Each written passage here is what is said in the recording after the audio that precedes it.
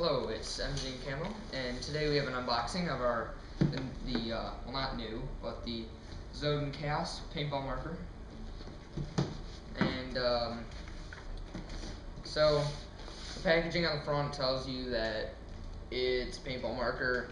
It has auto-cocker detent, or auto-cocker threads, detents, and comes with a barrel, blah, blah, blah.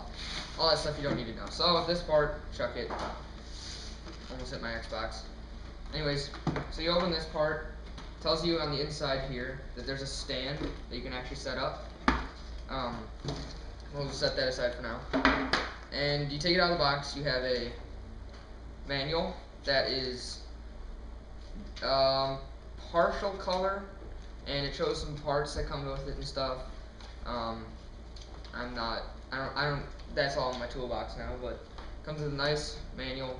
Tells you pretty much everything you need to know and how to use it, and how to clean it and lubricate it properly and stuff. Also, comes with a Zoden barrel sock that's actually very, very tiny. I suggest getting a, even if you're cheap, get like an Extreme Rage or one or something, but I use my dog one because I'm a weird kid like that. And then up here you got your 12-inch barrel.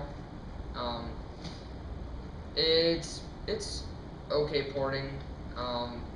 It's, I believe, 691. Yeah, 691. It's not that accurate unless you have 691 paint, but whatever. And then over here you have like assorted parts and Allen keys and stuff. And then the marker. I put a New Designs ASA and rail on there, but I'll get into that more later in macro line and stuff, but it's fairly nice. You'll notice it's really light, double finger trigger, and a safety here. But a cool feature of this is that if you take this part, turn it upside down, it shows an exploded view of the chaos right here, and it shows you every single part and the parts numbers for it, and also you do this, and you can stand your marker up, which is very nice for a $89 marker. And then over here there is a barrel holder to supposedly hold your barrel, but not too bad. That's a pretty interesting feature, just made of cardboard, but it's still pretty nice considering it's an $89 marker. Okay, so you will start by screwing in the barrel, and here's what the assembled chaos looks like stock out of the box. Besides the New Designs ASA, here's the standard ASA. It doesn't have braided hose. It has braided hose. It's not like steel though. It's like flexible, and it's not on off, so whatever, direct mount. And it's not a macro line fitting, so if you're going to change to macro line, you have to get a new fitting. So here's a marker, cock it back, and ready to fire. It's a blowback marker, so nothing special. It's got a twist lock feed neck, and 2 dual detents. The velocity adjustment is in the rear of the marker, right here. So if you're going to adjust the velocity, you don't have to do like a Titman where you put it in the side or anything like that. This is just a gas screw foregrip, not an expansion chamber regulator, and this is not a low pressure regulator. It's just a volumizer. The grips, actually, it feels really, in my opinion, it feels really nice in your hands, and it doesn't have that much kick for a blowback, but it is quite loud because it's in Zoden. Their markers are very loud.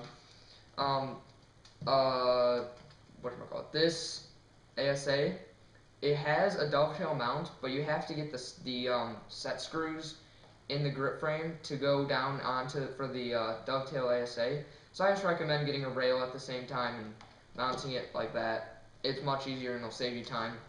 And the macro line on this, you're going to have to actually either heat it up with a blowtorch or get someone to use a bottle opener for tanks to unscrew the original macro line fitting, because it's red Loctited in pretty tightly.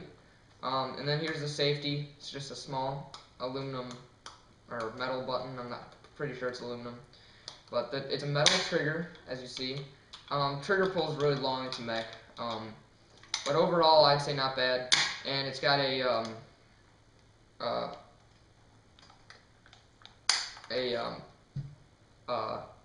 quick strip bolt, so you can just slide right through your barrel and clean it all out.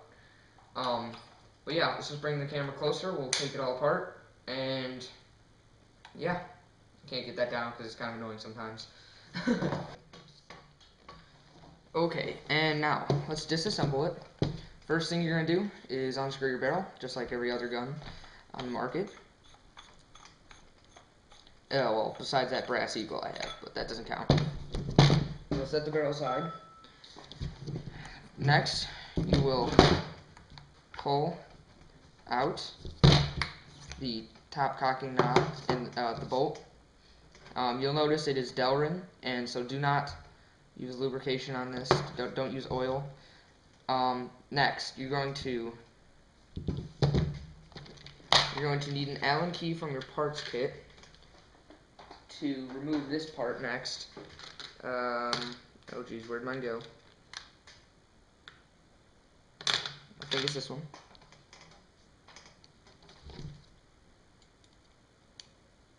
Okay, no it's not.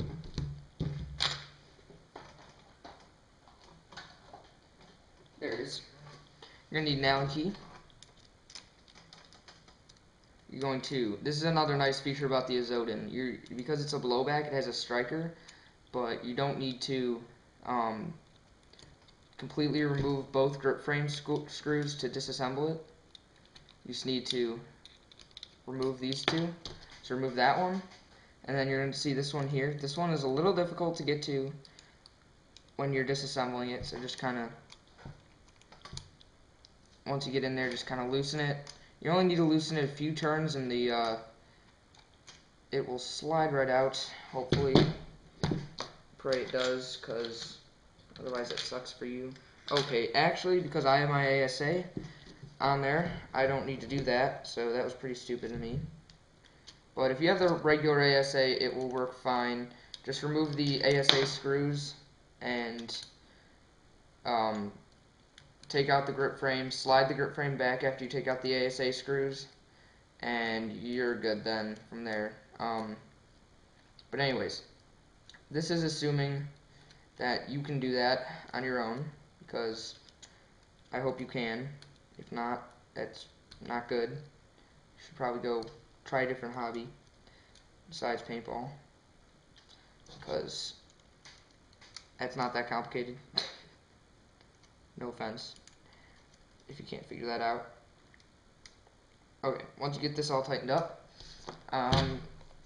you're going to unscrew the back velocity adjuster cap, and this is going to come out. You're going to have this part, a spring, which is actually a feather striker spring or whatever, and you kind of got to get this out there, and then stick your finger in and get the striker itself. Now, I recommend some sort of gun oil. You can use Eclipse gun oil, or if you're on the cheap like me, some extreme range marker oil. And all you need to do is oil the striker, O-ring. Not the entire striker, just put a drop of oil on there. Just kind of work it around with your fingers. It may be kind of dirty if you play a lot like me. But I've had this gun for a couple months now and put it through some pretty extreme testing. So, yeah. But you're going to slide it back in, if you're like me, and push the sear in because you're too lazy to take the grip frame off. Well then, good for you. But anyways, after you're done with that, you will take your, actually first, if you want to get pretty, like, the Chaos has some velocity issues, So if you want to avoid getting a spring kit, what I suggest doing first is actually